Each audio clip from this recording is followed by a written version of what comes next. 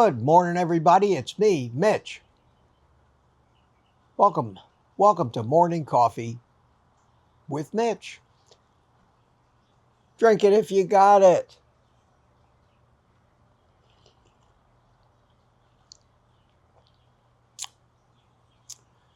It's Sunday morning. About 20 after 7. Usually by now it's a lot brighter than this out here. But it's a solid overcast day. And I've been waiting for a relatively moderate rain, which makes a lot of noise on the metal roof of this screen porch of mine. Been waiting for that to subside so you can hear me over the pounding of the rain. Rain which I'm afraid we're going to have pretty steadily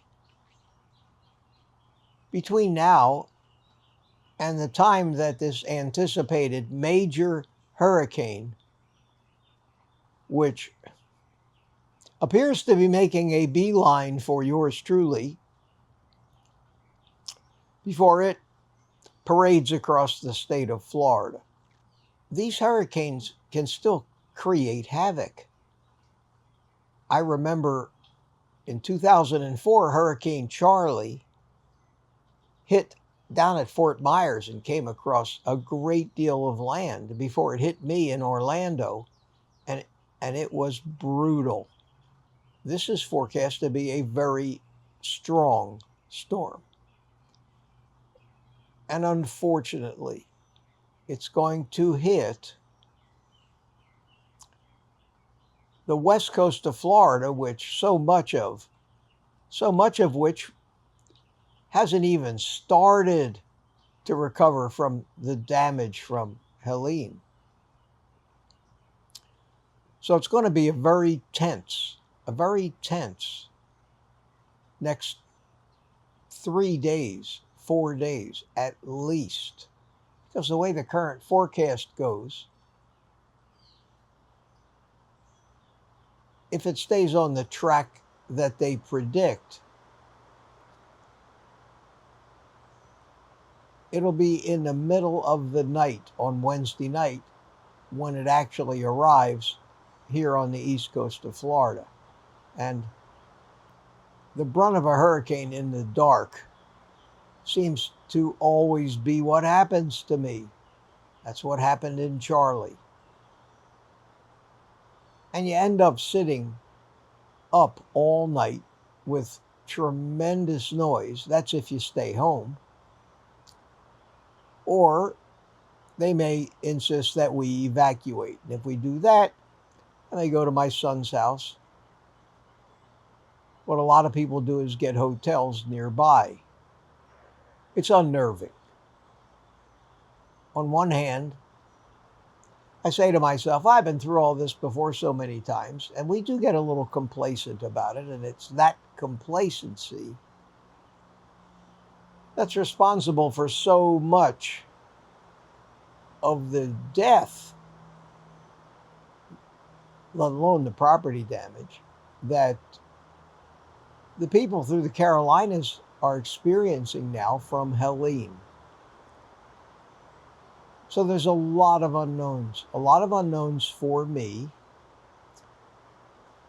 Of course, the most important concern is not to risk my life because of that complacency, or because I'm afraid to leave my house unattended during this storm. I've done that in the past, and I got to tell you, it's very, very nerve-wracking. Much better than being in the house trying to ride out the storm if a tornado gets spawned or the winds or gusts are high enough to tear the roof off your house. And living in a modular home like I do, which has seemed to hold up beautifully over the years, you still worry, and I'm still concerned. I'm here this morning I'll be here tomorrow morning, probably still raining. I'll be here Tuesday night in my live stream, most likely raining. But before the actual hurricane should affect power outages or dictate that I head for the hills. The problem with evacuating on a peninsula like Florida, when the entire state of Florida is under a storm emergency right now, where the hell do you go? Where do you run to? What's the safest place to be? Is it safer to be in your car? Ride out the worst of it in your car? Or is it safer to be in your house with some structure? We're being inundated with pictures from Helene showing complete and total devastation and missing people, and I can't imagine being caught up in that kind of mayhem. Then we, of course, have to be prepared for the storm if it isn't as devastating, and I don't think it will be over here by the time it gets to this coast, but it's still going to be a hurricane. There's still going to be tremendous winds. I've been through Matthew here. I've been through a number of these storms. Never had any real damage. Had a little roof damage and siding damage due to a tornado that we had, unrelated to a hurricane. I'm sure you can hear the concern in my voice, and none of us like the unknown. I'm prepared. I've got plenty of water. I've got plenty of food. I've got backup power provisions. And save for structural damage to my home, there's nothing else that I can do except ride it out. So I'll be kind of like your reporter here on the east coast of Florida. And I'll try to keep popping up if I can, let you know where I am, what I'm doing, how it's progressing. I doubt that I'll be standing out in the wind and rain next to a blowing palm tree, but I know that many of you might be a little concerned about me. So the next few days may be, in fact, they're certainly going to be way different in my content until this thing passes. Oh, I'll probably still talk about carnivore a little bit.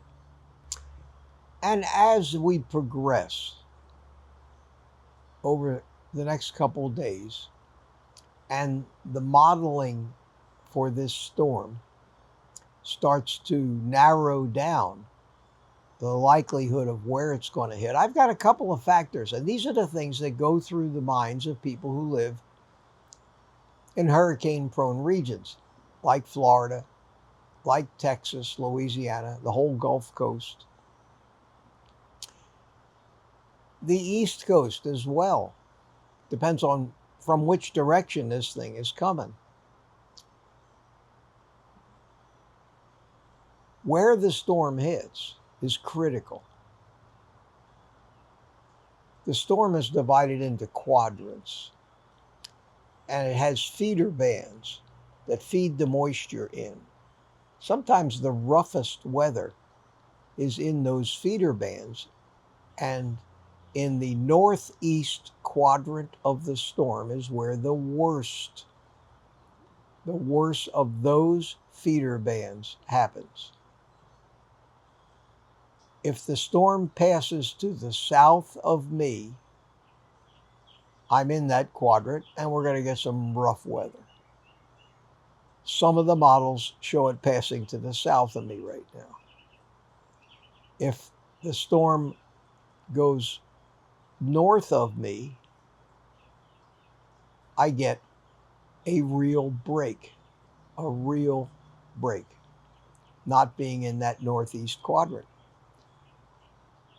An example of that happened in Helene as it was going north, paralleling the Florida coast, up with making a beeline for Tallahassee.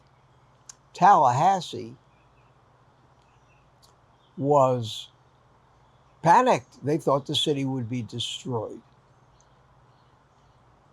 And the hurricane went east 30 or 40 miles. And what it did when it went east was, being on the left side with the circulation going counterclockwise, it meant that instead of the wind blowing the Gulf of Mexico directly onshore, if you were on the right side of the eye, if the eye passes to your right and you're on the left side of the eye, the wind going across the top actually blows the water out. So instead of a 15-foot flood, you end up with just a ton of additional beach as that water is blown out to sea. And Tallahassee suffered very little water damage and some wind damage, even though it was amazingly close to the eye. Now, none of us prays that it goes somewhere, but we do kind of hope, because we're all concerned about our own lives. And as much as I hate to inflict that on people north of me, my hope is that it goes to the north of me. As I have to assume that everybody that lives here or to the south is hoping the same thing. People up north are hoping that it goes much further to the south. We're all hoping that it doesn't intensify like they're scheduling, like they're forecasting it to right now. But regardless of where it goes, it's going to be a heavy rain event for Florida, and there's going to be a lot of flooding. I think I'm in an okay situation, but you never know, especially it depends on how much of this pre-hurricane rain that we get days before the actual storm gets here. And this is exactly what happened to the poor people up in the Carolinas and Georgia in the last hurricane. So they had flooding rains for days before the actual storm got there. And then when the storm got there and dumped all the additional rain on it, it wasn't storm surge that causes flooding like it does in the coastal areas of a storm, but it was the inability for this water to run off, the rivers rising, and the inland flooding that happens, which fortunately where I am is not generally a thing. It is a thing in a lot of areas in Orlando, and I think that if things play out like they're predicting, Orlando's going to get pretty hard with inland flooding. We'll have to see. We'll have to see. I'm preparing what I can. And over the next day or two, I'll even start thinking about packing up a few things in case I have to just jump in the car and head on out. Although where I'm going to go, I don't know. And the most likely scenario in those cases, with something that's affecting as wide an area and as huge a population as this, is that if I do jump in my car and go, there's a high likelihood that I'll be stuck on some interstate somewhere in traffic that isn't moving and won't move for days. And that's why if I do evacuate, I'm going to take enough stuff to basically turn this into a camping trip where I'll have to eat, drink, and sleep in my car in the middle of the highway. That's not going to be fun. And for that reason, so many people just say, I'm going to take my chances and stay home. So I don't know what's going to happen yet. I have no idea where this thing's going to go. Nobody else does. The weather forecasters are saying it's going to be a day or two before they can actually start to even narrow this down. There's forces at play, Gulf Stream, fronts to the north of us. All those things steer these storms. The small little forces, like I always talk about, the butterfly effect. The small little forces that affect a minor force on the movement of a storm end up with major consequences when the thing finally plays out. Life is like that. Nature is like that. Survival is like that. So keep an eye on us if you're in this area.